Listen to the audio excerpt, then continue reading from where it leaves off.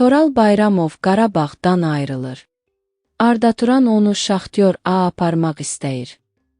Qarabağın istedadlı futbolçusu Toral Bayramov karyerasını ölkə xaricində davam etdirə bilər. Ofside Plus az xəbər verir ki, onu Türkiyəli məşqçi Arda Turan maraq dairəsinə salıb. Hazırda Şaxtyor klubunu çalışdıran Turan, 24 yaşlı futbolçunun potensialına yüksək qiymət verir. Məlumata görə, o Toralı hələ Eyüpspor dönəmində də transfer etmək istəyib. Toral son vaxtlar Qarabağda əsas heyətdə sabit yer tuta bilmir. Bu səbəbdən onun satın alma hüququ ilə birlikdə icarəyə verilməsi gündəmdədir.